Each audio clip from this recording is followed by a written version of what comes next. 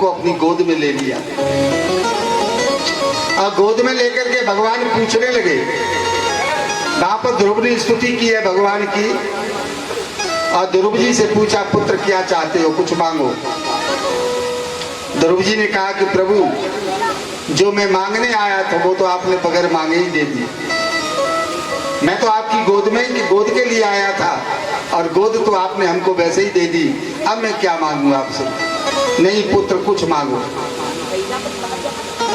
बंधुओं, ध्रुव ने कहा कि प्रभु यदि आपको देना ही है तो मेरे माता पिता का कल्याण कर दो, मेरे भाई का कल्याण कर दो। बंधुओं, भक्त कभी भी अपने लिए नहीं मांगता है। यही शिव जी की उपासना है। जो शिव जी की उपासना समझ जाएगा सच्ची, क्योंकि यहाँ पर मैं सारी बातें नहीं बता सकता, इतना समय नहीं होता है।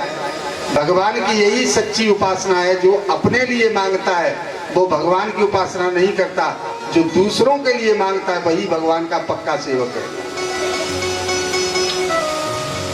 बंधुओं, भगवान ने कहा पुत्र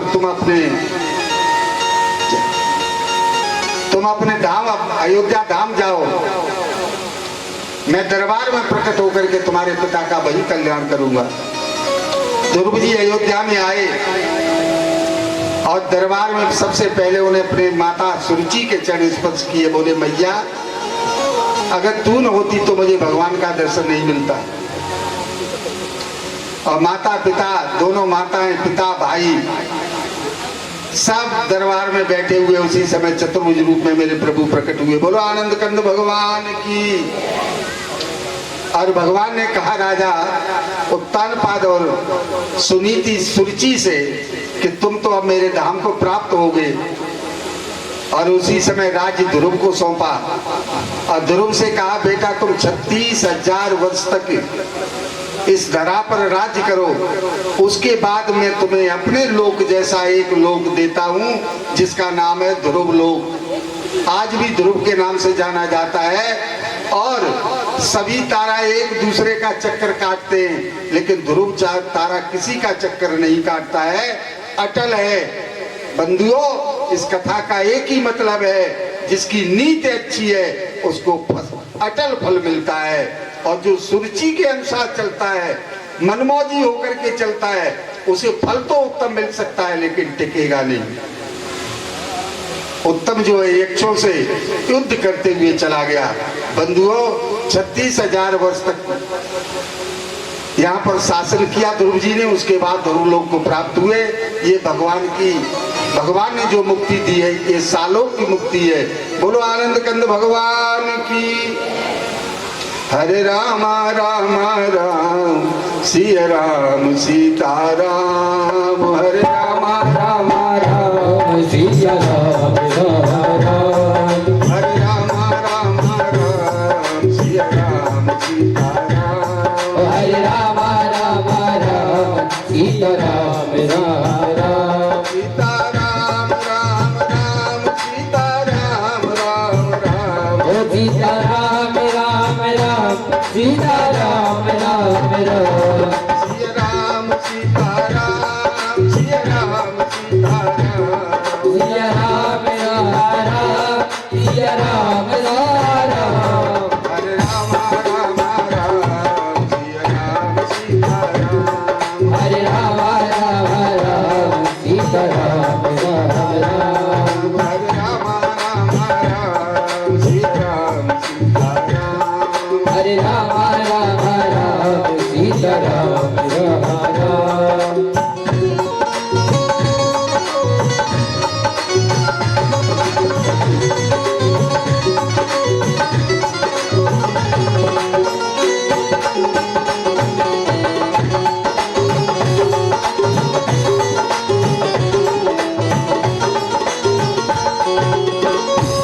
राम राम सीता राम राम राम। राम राम राम सीता राम राम राम। हो राम राम राम सीता राम राम राम।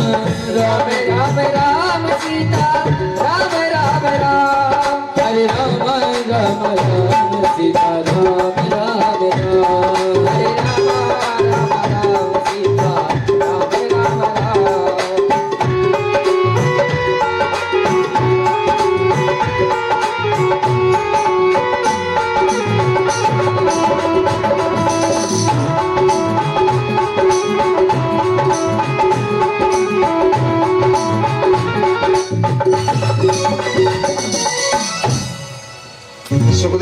कहने लगे राजन परीक्षित,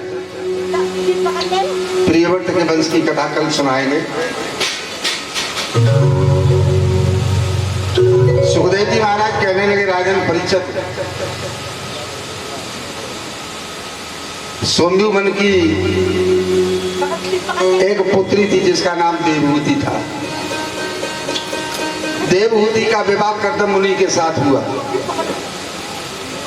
अरे भैया तुम पीछे बैठ गए, बार बार बच्चा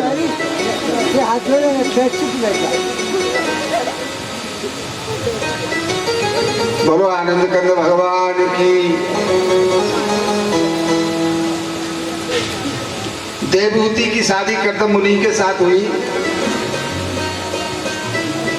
कर्दम मुनि ने कहा कि जैसे ही संतान होगी मैं तपस्या करने के लिए चला जाऊंगा।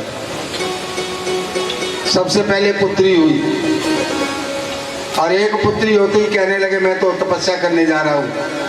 देवहूति कहने लगी स्वामी ये तो पुत्री ऐसे नहीं, ऐसे करके एक नहीं 9 पुत्रियां हुई। और 9 पुत्रियों के बाद 10वें पुत्र के रूप में भगवान स्वयं प्रकट हुए, जिनका नाम रखा गया कपिल भगवान। बोलो कपिल भगवान की। बंधुओं उसके बाद कर्दम मुनि तपस्या करने के लिए जंगल में गए।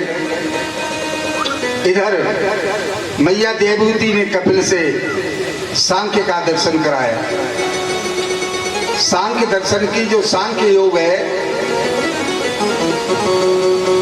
ये कपिल मुनि के मुख से निकला था। सांख्य योग को ज्ञान योग कहते हैं। भक्ति का भी निरूपण किया है और कपिल ने यह भी बताया कि मरने के बाद जीव की स्थिति क्या होती है। मरने के बाद जीव की स्थिति के बारे में बताया कि अंतमति सो गति। अंत के समय जैसे ही जीव की मति होती है उसी के अनुसार उसकी गति होती है। वो जिस चीज को याद करते हुए ये शरीर छोड़ता है बस वही उसकी गति होती है। और मैया सबसे उत्तम साधन है सांख्य, लेकिन सांख्य बहुत कठिन है। थोड़ा सा हम दर्शन कराते हैं तुमको सांख्य का।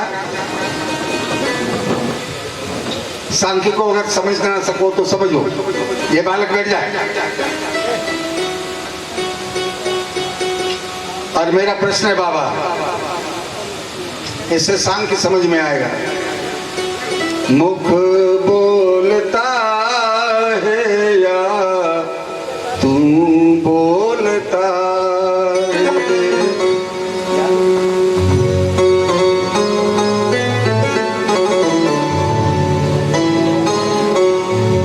अच्छा बताओ, मुख बोलता है या कोई और बोलता है? सांख्य का दर्शन सीखो। अगर मुंह बोलने वाला होता तो जो आदमी मर जाता है उसका मुंह तो कहीं जाता ही नहीं, मुंह तो वही रहता है, फिर बोलता क्यों नहीं? बस यही सांख्य सीखो। मुख बोलता है या तू बोलता है? बता तेरे मुख को, बता तेरे मुख को कौन खोलता है? मुख बोलता है या तू बोलता है? आ रही समझ में? कौन बोलता है?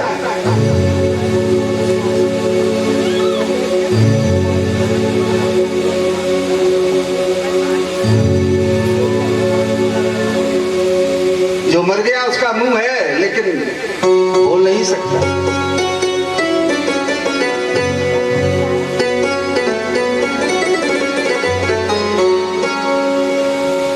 इसलिए मेरी प्रार्थना है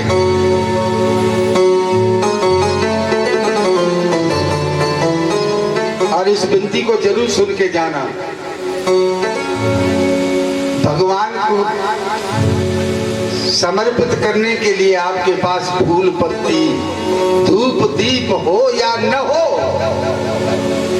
बता तेरे